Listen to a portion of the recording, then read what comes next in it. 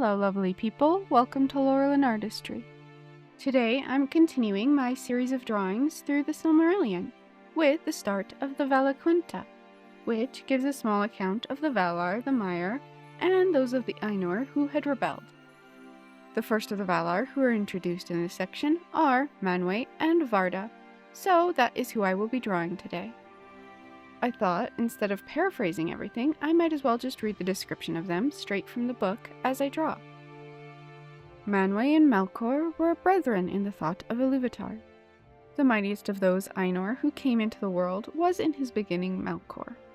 But Manwë is dearest to Ilúvatar and understands most clearly his purposes. He was appointed to be, in the fullness of time, the first of all kings, lord of the realm of Arda, and ruler of all that dwells therein. In Arda his delight is in the winds and the clouds, and in all the regions of the air, from the heights to the depths, from the utmost borders of the vale of Arda, to the breezes that blow in the grass. Sulimo he was surnamed, Lord of the Breath of Arda. All swift birds, strong of wing, he loves, and they come and go at his bidding. With Manwë dwells Varda, Lady of the Stars, who knows all the regions of Ea.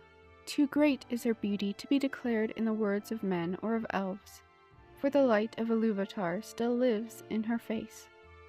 In light is her power and her joy. Out of the deeps of Ea she came to the aid of Manwë, for Melkor she knew from before the making of the music, and rejected him, and he hated her, and feared her more than all others whom Eru made. Manwë and Varda are seldom parted, and they remain in Valinor. Their halls are above the everlasting snow upon Oyolose, the uttermost tower of Taniquentil, tallest of all the mountains upon earth. When Manwë there ascends his throne and looks forth, if Varda is beside him, he sees further than all other eyes, through mist and through darkness, and over the leagues of the sea. And if Manwë is with her, Varda hears more clearly than all other ears the sounds of voices that cry from the east to the west, from the hills and the valleys, and from the dark places that Melkor has made upon earth. Of all the great ones that dwell in this world, the elves hold Varda most in reverence and love. Elbereth they name her, and they call upon her name out of the shadows of Middle-earth, and uplift it in song at the rising of the stars. I tried to make Manwë's hair and robes look blown about by the wind, but Varda's hair and dress look more as though they are floating.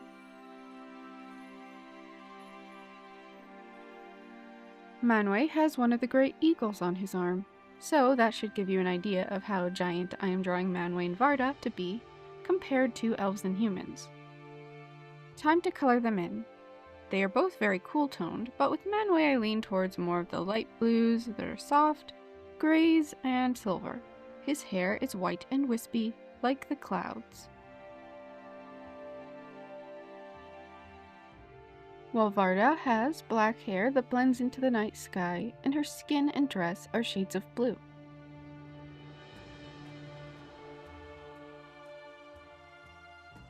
Instead of having him sit on a physical throne, I thought it would be fun to give Manwë a throne of cloud and wind, resting his feet on the peak of the mountain that he dwells upon.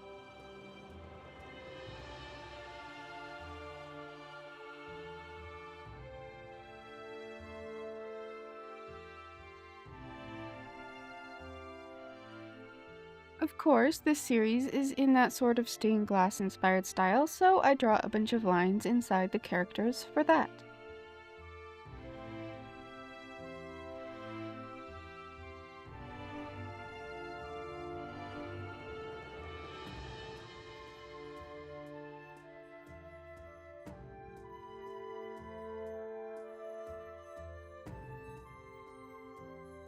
Now to do the shading in of all the little shapes I created. 2 darker shades and 1 lighter tint in each color.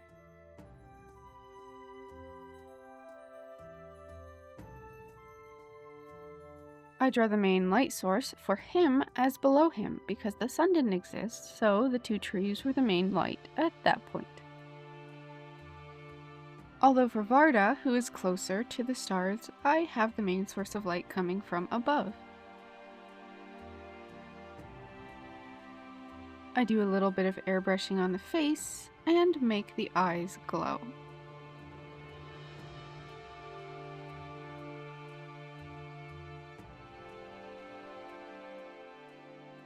The background is pretty simple, just a sky that goes from light on the bottom left to dark on the top right.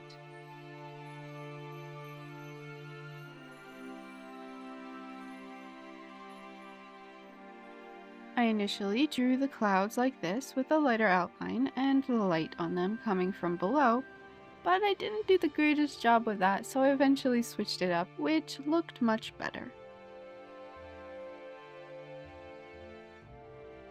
I draw a subtle mountain peak,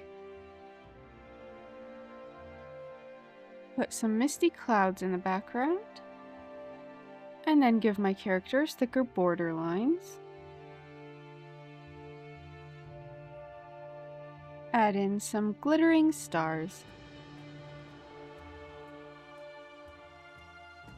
Add a few more details to my characters and their outfits.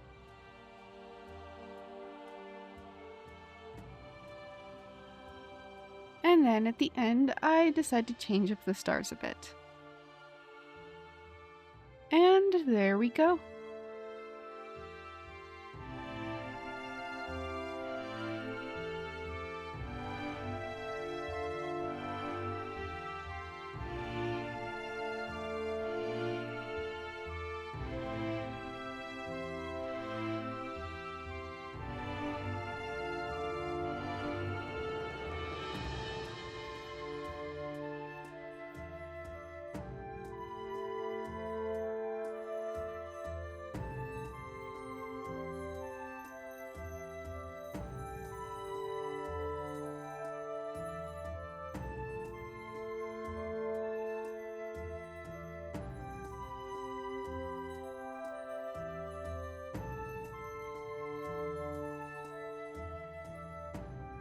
Thank you so much for watching. I hope you enjoyed my drawing of Varda and Manwë, and I hope you'll be back as I continue my journey of drawing through the Silmarillion. In the meantime, remember not to let any of your hats get carried away by the wind. Ciao!